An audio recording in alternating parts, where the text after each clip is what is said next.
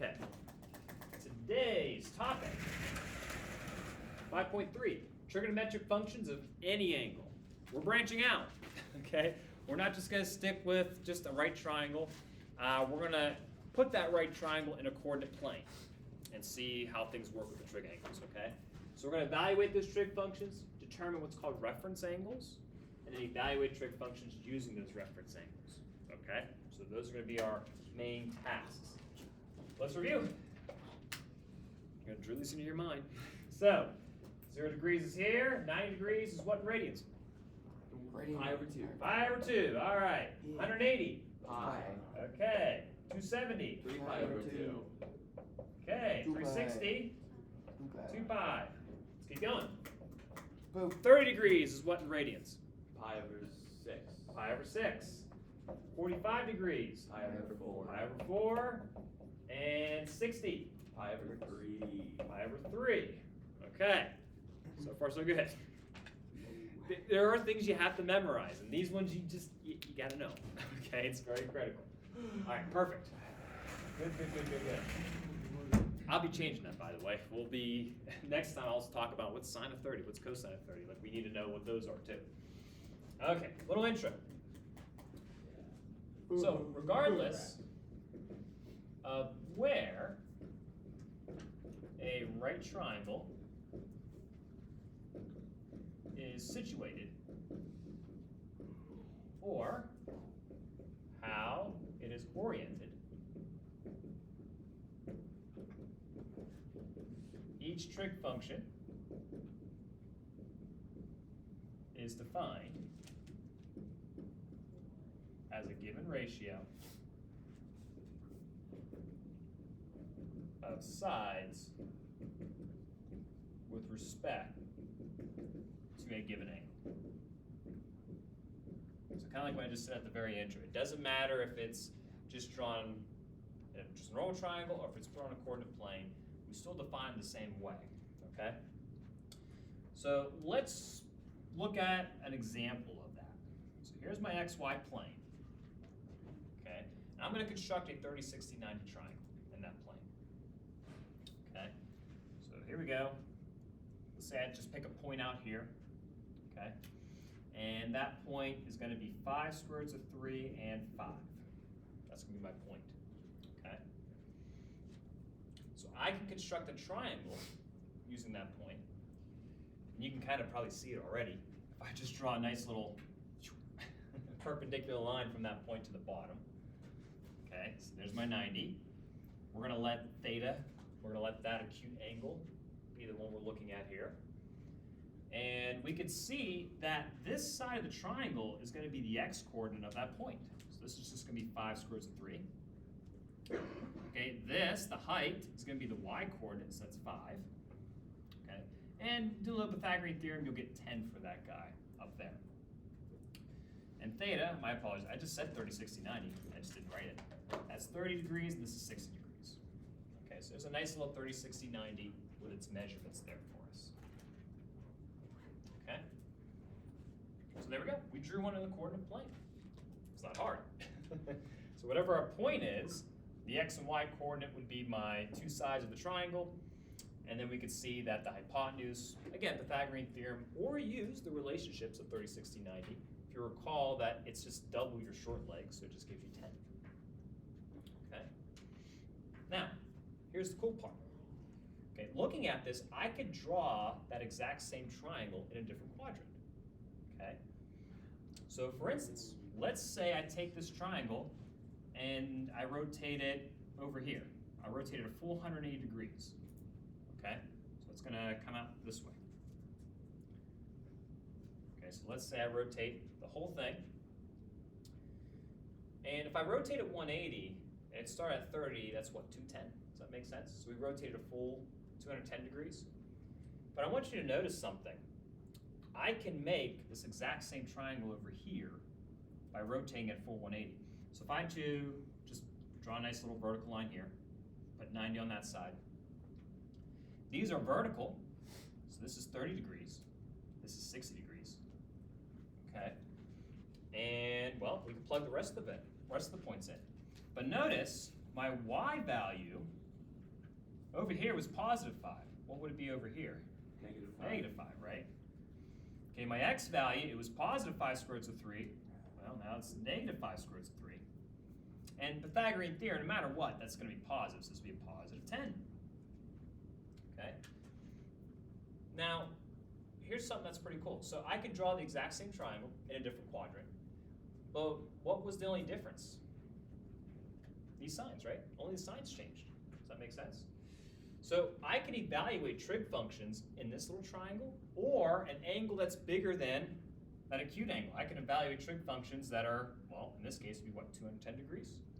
The only difference would be the signs of them, okay? So let me just go ahead and list it over here. So if I look at the first triangle, let's look at sine of 30 degrees. I can see that sine of 30 is going to be 5 over 10, which gives me a half. Okay. Now let's look at sine, and we rotate it at 180. So let's look at sine of 210. Okay. So sine of 210, well, it's going to be the negative 5 over 10, which is just negative a half. So did the half change at all? No, just the signs did, right? Okay. So what I'm trying to say here is this. We always do trig with acute angles, right? That's what we do. But I can expand it. I can actually do trig besides acute angles. They're going to give me the same value, just the signs are going to change depending on what quadrant it's going to be in. Okay? Well, let me try another one. Let's do cosine. So if I do cosine of 30 degrees over here, I can see that it'd be 5 square roots of 3 over 10. So you're adjacent over hypotenuse.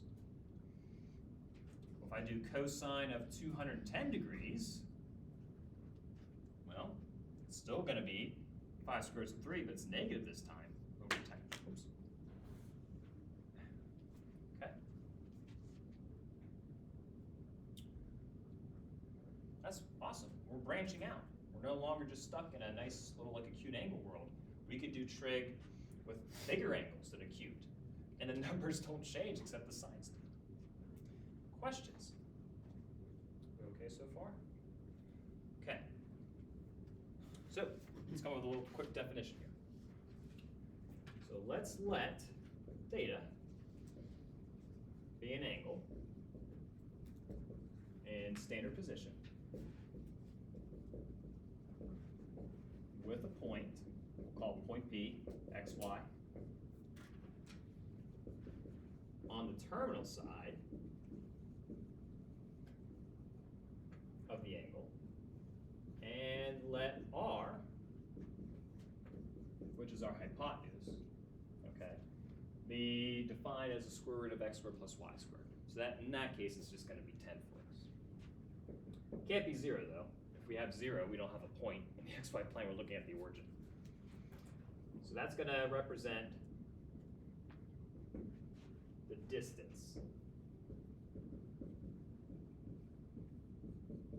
The point is from the origin. Okay? So I'm going to draw a picture that shows this. So something like this. Let's say this is my angle theta. Okay? Let's say it's in the second quadrant. Okay? Here's my point. So from here to here is my R value. Okay? That's your hypotenuse of that triangle you would draw. So here's my point xy. Okay? Now, given what I said in that little intro over there, I know that sine, cosine, tangent, all the other trig functions are going to work the same way. I don't have to draw a triangle every time. All I need to know is what's R and what's the xy point to figure this out. So let me go ahead and define all the trig functions with this. So sine is going to be just the y coordinate over R. Okay. Cosine is the x coordinate over R. That's an R. Try that one again. And then tangent is y over x. And you can confirm it yourself. You know, draw your triangle, put your x, y coordinate there, you know, look at your angle theta and then go from that point. Okay, cosecant. If you remember, with cosecant, we're just flipping sign, right? So it'd be r over y, and y can't be 0. We'll actually see some of this stuff in the future, because again, if y was 0, then they would be undefined, okay? Which there are some areas where trig functions are undefined. Okay, secant, which would be the reciprocal of this guy, would be r over x, and again, x can't be 0. And then cotangent is just the reciprocal of this guy, so x over y.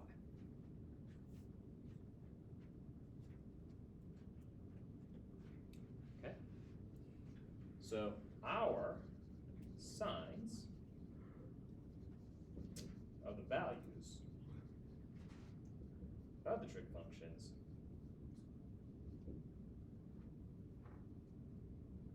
depend solely on the signs of x and y. Okay? So again, we're kind of branching out now. We're dealing with just any angle, not just acute angles.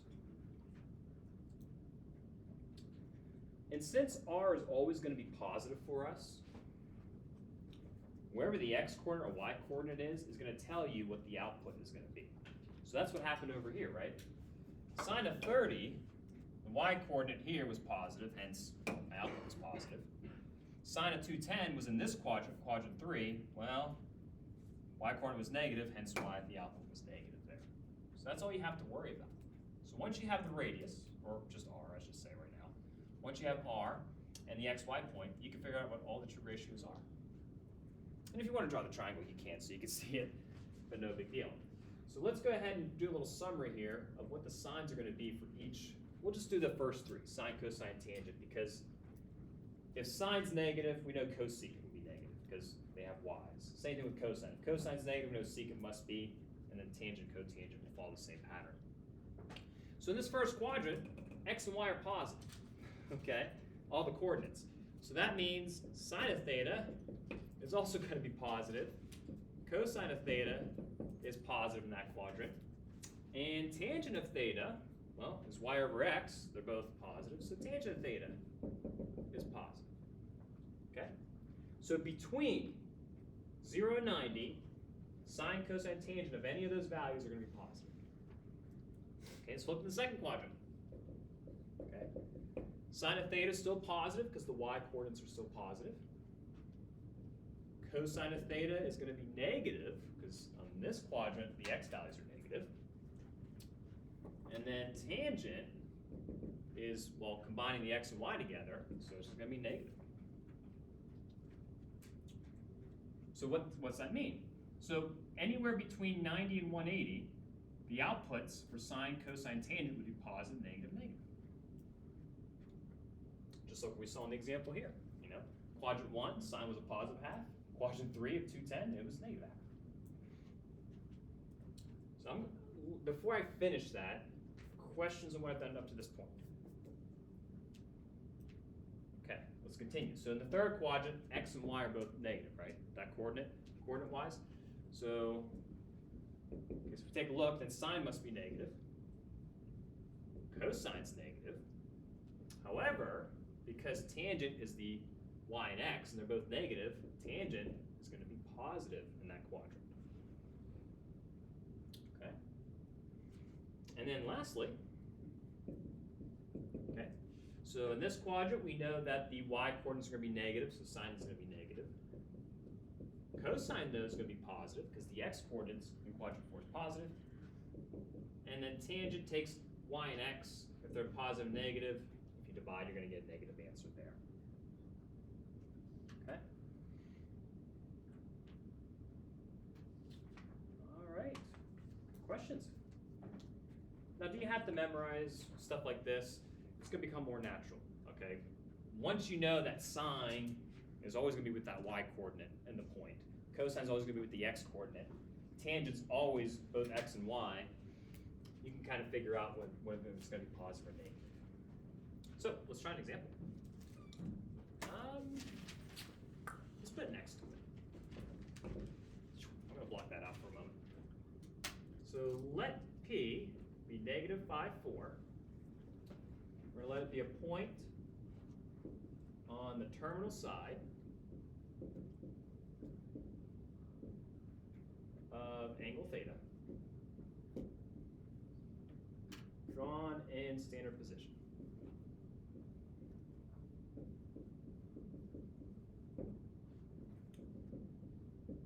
Find the values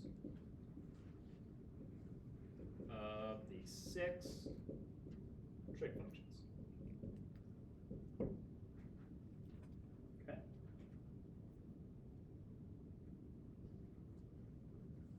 I would recommend, I'm a visual person. I like pictures. So I'm going to draw a picture, okay, just to organize my thoughts. So here's my picture. The point is negative 5, 4. So negative 5, 4. We just draw it right there. So it'd be negative 5, 4. And I want to find all the different things that are happening here. So if I want to, I mean, you can. You could draw a triangle, okay? I think this is good enough. I'm not going to really worry about drawing a triangle. So I know I'm in quadrant 2. The only thing I need is the R value, right? I need to know what the length of this guy is. Once I know what that is, I can do all of the others. So let's find what R is, okay? So R, now remember, R is your hypotenuse if I were to draw the triangle. So it's going to be the square root of negative 5 squared plus 4 squared. Okay? So we get 25 and 16, which is 41. If you could reduce the square root, you want to do that. I can't reduce that. So I'm stuck at square root of 41. Okay? Alrighty. So let's start doing it. So sine of theta, which we know is y over r. It's the y coordinate over r. So the y coordinate for this guy was 4. And then the r value is square root of 41. Just like the prior lesson, I don't want to leave it that way. I do want to rationalize it. So multiply top and bottom by square root of 41. We get 4 square roots of 41 over 41. So there's what sine of theta would equal to. Okay? I don't know what the angle is that gives me that. I just know that whatever the angle is, that's the ratio of the two sides that it makes. Cosine of theta. So that's x over r. So my x coordinate's negative 5, r square root of 41. I'm going to skip this step. I mean, the more times you do this, you can kind of start doing this mentally in your head.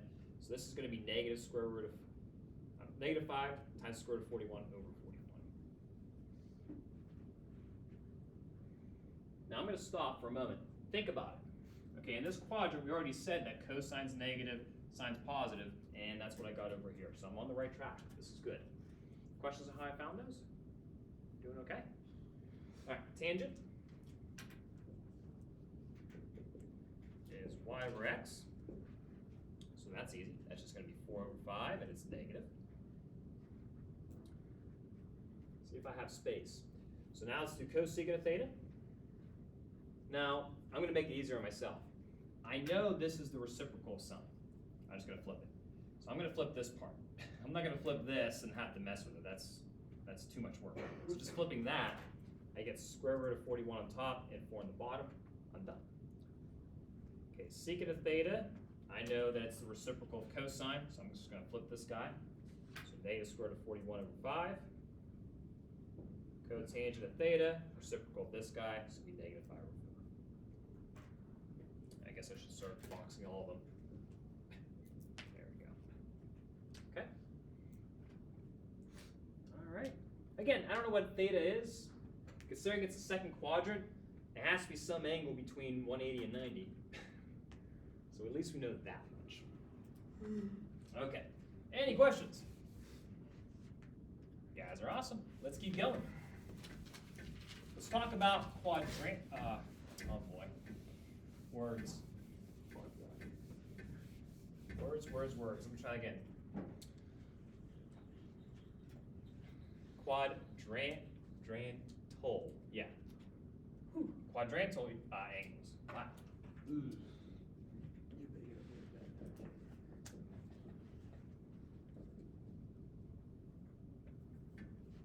Now let's take a look at these guys.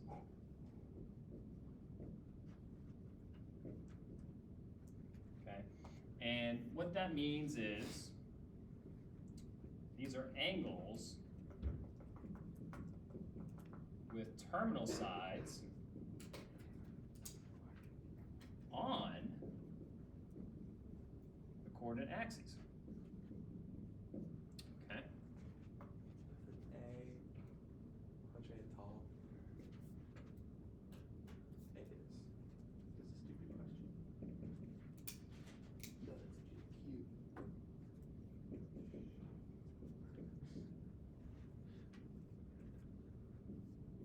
No, that's cute. There we go. Oop, oh.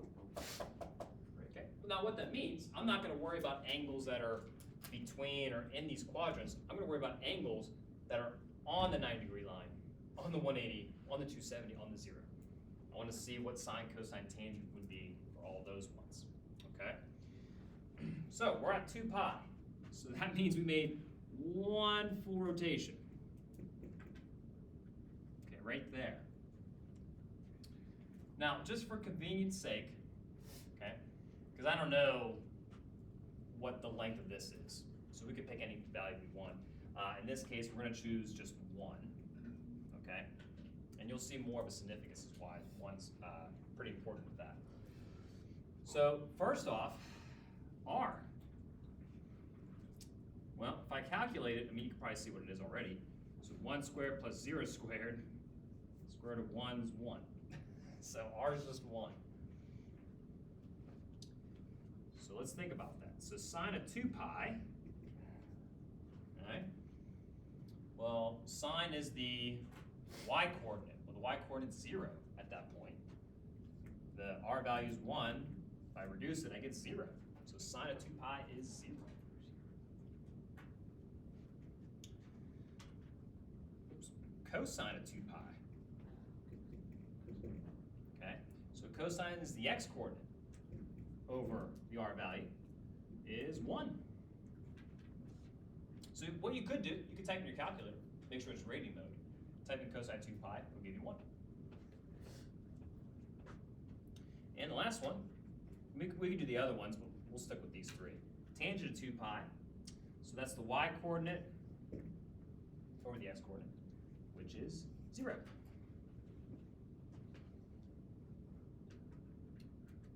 Okay, any questions on that? So we're pretty much coming up with like special angle relationships here.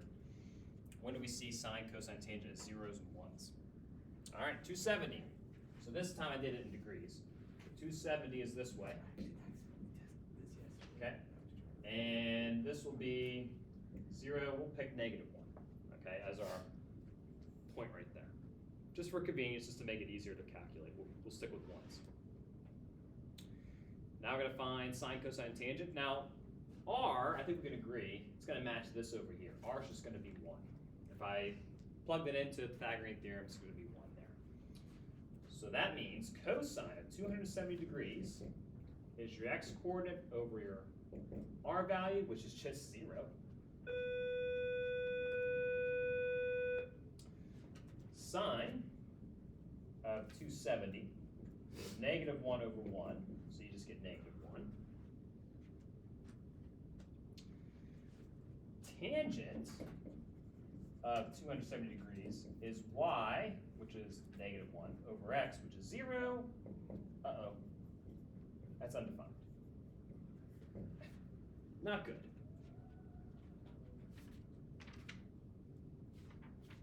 Okay.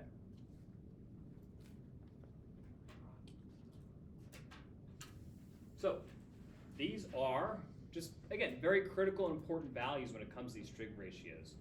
And just knowing what those values are can help simplify things. Okay?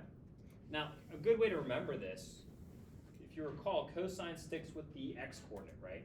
If I know the x-coordinate's 0, I know cosine has to be 0 at that point. Same thing for up here, okay?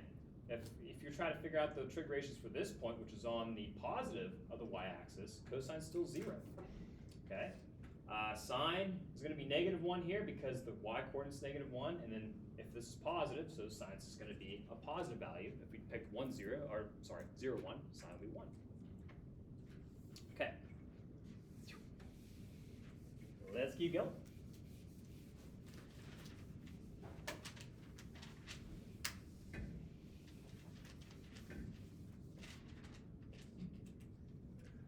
Okay, let's talk about reference angles. Okay. If you think about it, we already started branching out, okay, out of our acute angle space. We're now talking about angles that are not acute, and sometimes we need reference angles to help figure out what sine, cosine, and tangent are, okay? So let's define what a reference angle is. So let's let theta be an angle in standard position. The reference angle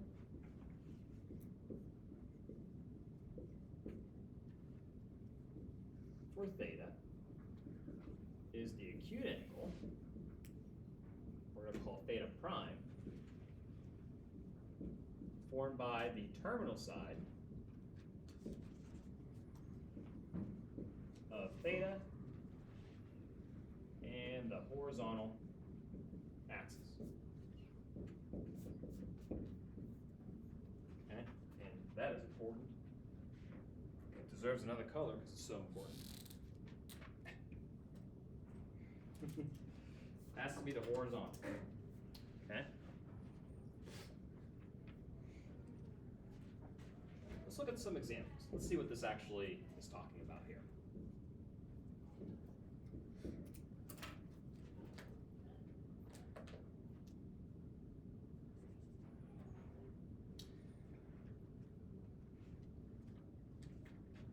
Let's say we had this angle right here that we just formed.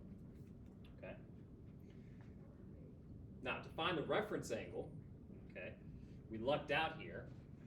This angle will be the same as this reference angle. It's the same as the acute angle that's being formed by the horizontal axis here, the terminal side, going to this point. So these are going to be equivalent to each other. So there's really no difference there. So for instance, if I calculate sine of 30, it's still going to be sine of 30. Over here, let's change it. Let's say I had an angle theta that's over here in the second quadrant. Okay. So what's my reference angle going to be? Well, it's going to be this acute angle that's formed by this horizontal axis up to here. So this guy is my reference angle, theta prime. So it's not this. It's not the angle that's formed from the vertical line here, from this vertical axis to here. It's always the horizontal. Okay? So to figure out what that angle is, okay, to figure out the exact measurement, well, a little bit of subtraction. This whole thing's 180. So if I take 180 minus this angle, I get my reference angle. So to get to this, I have 180 minus theta. I could do radians. I'll put the radian measure underneath. It would just be pi minus theta. So depending on what they give you for a measurement. Okay, so that would be our reference angle there. Let's draw another one.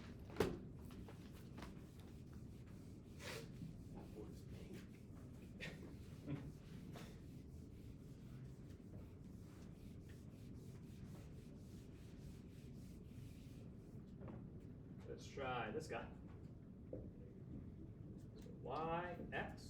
Let's say my angle is now in the third quadrant. So like the first example, what was the first example? I did 210. Let's say it's 210 degrees. Okay, what's the reference angle that goes with that?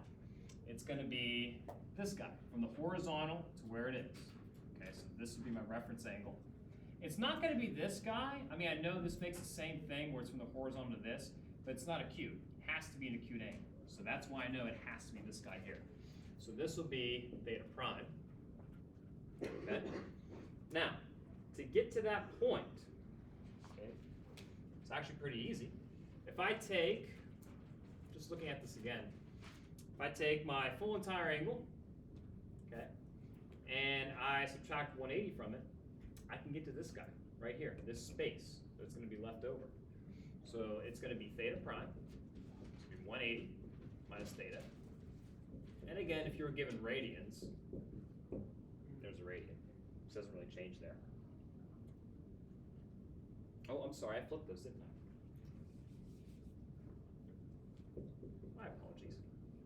It's the full thing minus the 180. That's the section part. Sorry about that.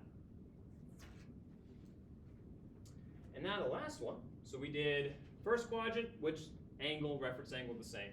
Second quadrant, how do we get to the reference angle? Third, now we need fourth. So all the way over here. Okay, there's my theta, my angle theta. And the reference angle is going to be this guy. So from the horizontal to here, again, it's not going to be this whole thing because that's not acute. It has to be an acute angle. So this is going to be theta prime.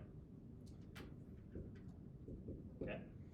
So calculating theta prime, we could take the full 360 and subtract out theta. That's going to give me what's remaining.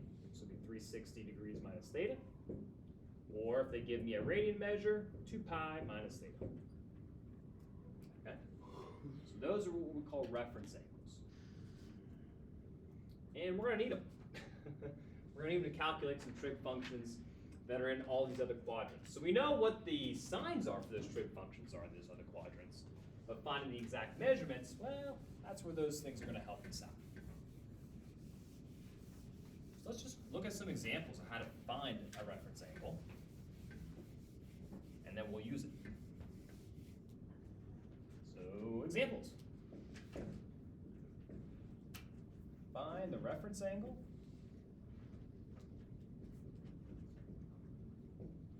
Theta prime.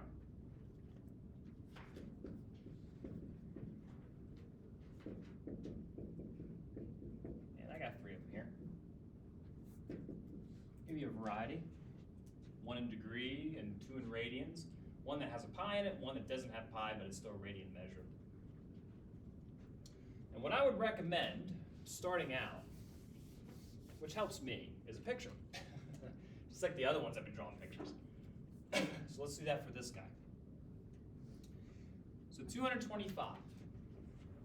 What quadrant would I end up in if I rotated 225?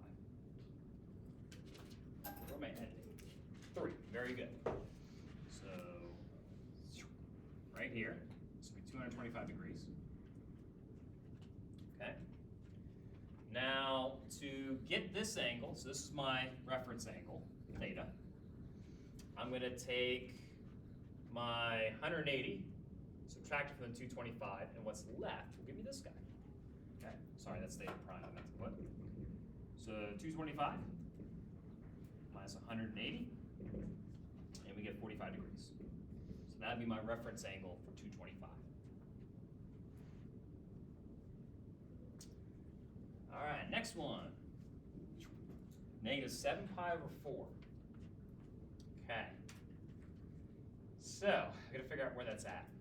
Now let me ask you this. Because it's negative, it's gonna go in this direction, right? So we know that. If this was 8 pi over 4, isn't that 2 pi, right? So it's slightly before a full rotation. Does that make sense how I'm kind of rationalizing that? Okay, so it has to be, if I'm rotating it, it has to be somewhere over here. Because again, if it went 8 pi over 4, that's here full rotation, so it has to be here, okay? So that means, that's my reference angle. Okay? Does that make sense so far, how I got to that point? Now, it is negative. So, instead of doing what I did here, can I just add a full rotation, add 2 pi to get over to this side? And then I have my reference angle. So this will be negative 7 pi over 4 plus 2 pi. And let's see, so it'd be negative 7 pi over 4 plus 8 pi over 4, which gives me pi over 4. So there's my reference angle. What's interesting is, okay, if you think about what we did last time, that reference angle, where it's at, is also coterminal with this guy. They end in the same spots like that. could look at it that way, like this is also the coterminal and reference angle for that guy. All right, last one, 1.5. Now, here's the deal. That's radians. I know this is 0 radians, okay? Over here is pi radians, which we know is 3.14. And we're looking at 1.5, right? Okay. And then up here is pi over 2 radians, which if you type in the calculator is 1.57. Okay. So that's putting me somewhere here. Actually, no, wait. Is it 1.57? Let me double check. It'd actually be the first quadrant. That would make sense. Let me make sure. I could have goofed. That is 1.57. Okay. Well, that's a bummer. I don't want it to. Let's change that. Like 1.8. Now it's going to be over there. I goofed. Okay, so how do I find that reference angle, which is going to be from here to here? What theta prime? Well, I would take pi, right? And subtract it with my 1.8. So pi minus the 1.8. We have 1 point, well, I messed it with my notes. Pi minus 1.8. So 1.34 radians would be its reference angle. Okay. Alrighty. So far, so good. So let's think about what we did so far. We discovered trig and the coordinate plane with points, right? You pick a point in the coordinate plane, we could draw a triangle, find out what sine, cosine, tangent are. We know that sine, cosine, tangent are different depending on what quadrant they're in. Same numbers, but different signs. And then we talked about reference angles, which is the acute angle that's formed from the horizontal axis to wherever the angle ends, okay? So now, we just gotta put them together. That's our last step. So let's do that. Just about there.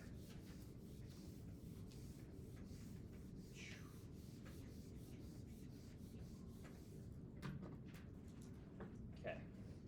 So here's what we're gonna do. Now that we established what a reference angle is,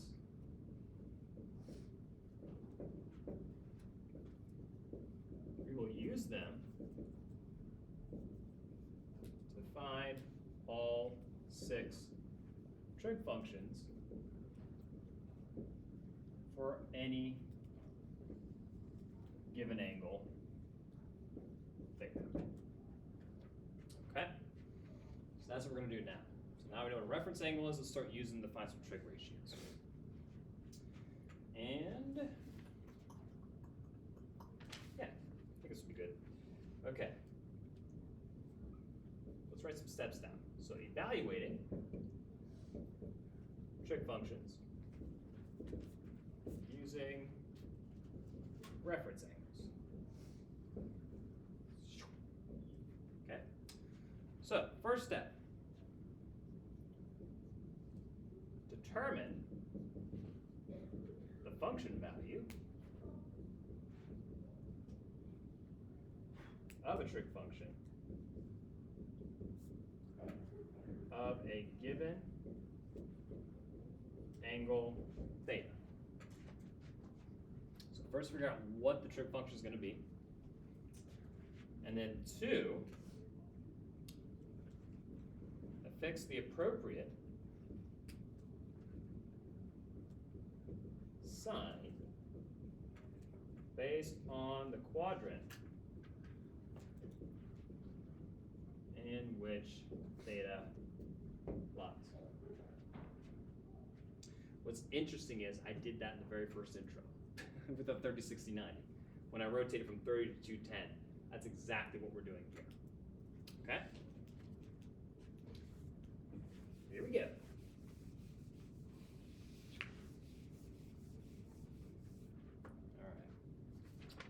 So let's look at our 30, 60, 90 triangle and 45, 45, 90 triangle. Okay. So we're going to use these to kind of help make some calculations here. So let me draw this. So this is theta. So we're going to use 1 as our radius this time. So this will be 60 for us. So this will be 60 degrees. I guess I don't need that symbol theta. That's a little overkill.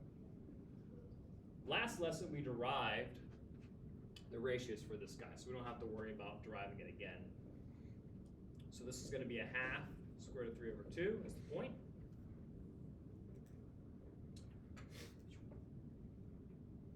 Let's do a 45, 45, 90. Again, we derived the ratios last time, so I'm just rewriting them here for us. And this point is square root of 2 over 2, square root of 2 over 2. Do I have enough space? Sure I do.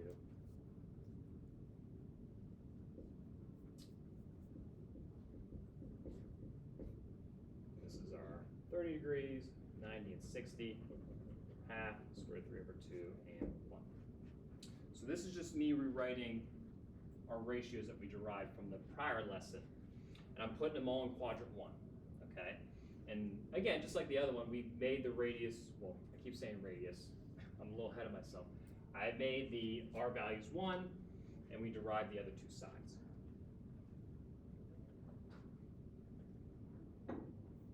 So again, why do we choose R to be 1? You'll see. It makes calculation a lot faster, I will say that. But there's another bigger reason, which we'll get to later on. Let's start evaluating. So evaluate the functions.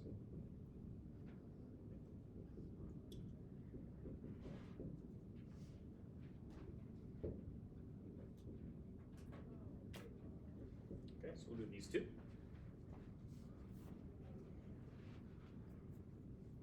Just about there. Doing pretty good. So evaluate cosine of 7 pi over 6. Now, here's the deal. Okay. Looking at this, let's figure out where 7 pi over 6 is. So let me just draw a little picture to help us here. So if this was 6 pi over 6, that'd be pi, right? So it'd be ending up here. But it's 7 pi over 6. So it's got to be the third quadrant. So it's somewhere here. So this will be 7 pi over 6. Okay? So that's my first step. Now, to figure out what cosine is at that value, let's find the reference angle. So that's this guy, which we'll put theta prime.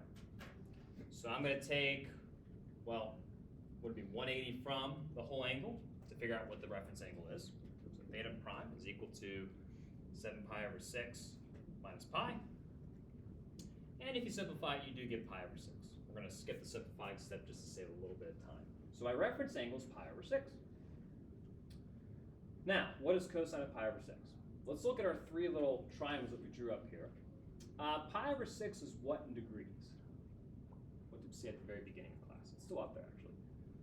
30. Okay, so we're looking at this triangle, right? Okay. So cosine is the adjacent over hypotenuse. So this is going to be the same thing as cosine of pi over 6. And my adjacent side is square root of 3 over 2. R is 1, so over 1. Now, before I finish it, which is just me just saying this, because we're in this quadrant, cosine is positive or negative in that quadrant, third quadrant there.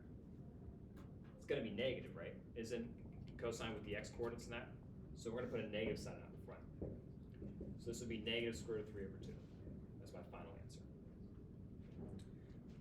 Now, why was this important?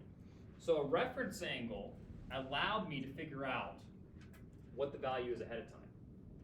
The original angle just told me what sign am I going to use, the positive or the negative part of that. Okay? So reference angles are important. Here's a cool cheat too. I shouldn't say it that way. See how pi over 6, 7 pi over 6, they had kind of like the same thing going here, pi over 6. That's your reference angle. Okay? If you had, oh, I don't know, 5 pi over 4, reference angle is just pi over 4. So the more you do this, you start getting into it, but if not, you can always figure it out. All right, this one, sine of 120. So if I go the full way, that's 180. So it has to be here. So there's negative 120. Okay. Now, first off, I want it positive. Okay. So let me go the other direction and land up here to see what that angle is. So I'm going to add 360 to this. So we get 240 degrees. So if I go in this direction, it's 240. Okay? So let me just use a different color. So if I go in this direction, okay, it's 240 degrees.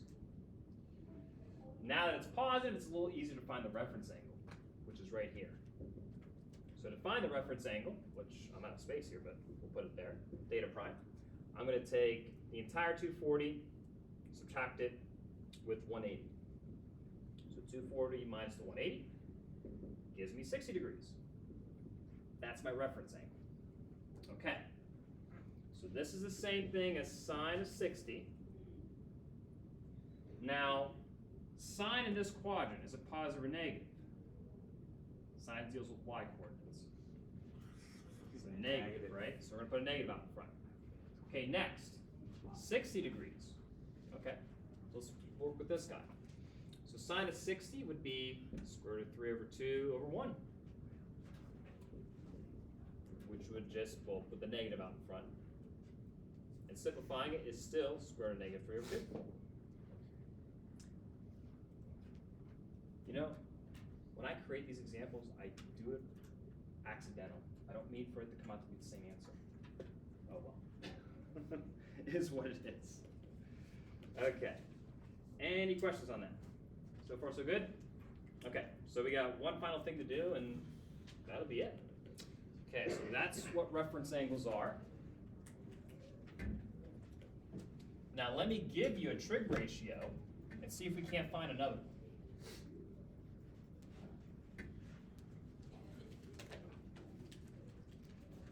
So here we go, example. So given sine of theta is 3 over 11. And they're giving me a hint. Cosine of theta is negative. So find cosine of theta and tangent of theta. Okay, so this is us putting everything together now.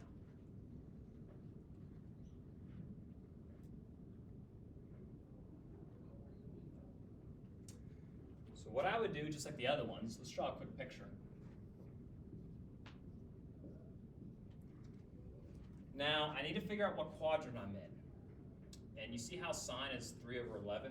So it doesn't guarantee it's in the first quadrant. We want where sine's positive and cosine's negative. I think that's quadrant 2. Because in quadrant 2, cosine's negative and sine's positive. So we got to be in quadrant 2. It's like a puzzle. Okay, so here it is. Okay, so this is going to be, well, we don't know what the x coordinate is, but we know that that's our r value. So we got to think about that one as well. Let me draw my little arrow there. So this would be 11. This would be 3. I don't know what x is. Now I can find x, right? That's not too bad.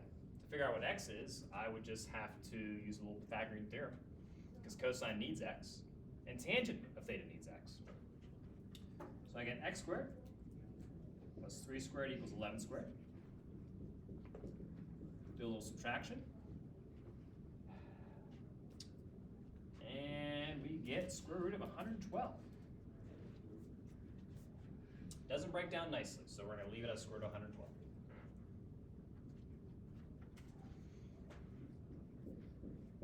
Okay, let's look at cosine theta now. So cosine is the x coordinate over r. So our x coordinate we now know is square root of 112. Now we have to be careful with this. Cosine in that second quadrant is negative. So I'm going to put negative square root of 112 over 11. Okay? So again, we have to be smart enough to know when to put a positive or a negative. And the last one, tangent of theta. Okay? So tangent is going to be your y, which is 3, over your x, square root of 112. And again, let's think about it. Can we put a negative there with tangent, or we leave a positive? Well, tangent in this whole quadrant right here, think about it, it has the y and x, and one is negative, so the whole thing's going to be negative. We can't leave it like that. We do have to rationalize. When we rationalize, we get negative 3 square root of 112 over 112. So that's me rationalizing the part. If you want, just to throw this out there, could you use a trig identity? You could. So for instance, if you want to use, we did this last time. Okay, if you want to plug this into here, and figure out what cosine is, you can. The only extra step is when do you put the negative at the end? You have to know what quadrant you're in. Okay? So there is another method, another approach. You could use the identities. Okay? All right, that, my friends, is trig of any angle now, not just acute angles. We're still kind of using acute angles. That's what the reference angles are for, to know what the acute angles are for. Okay? Any questions? You guys are awesome.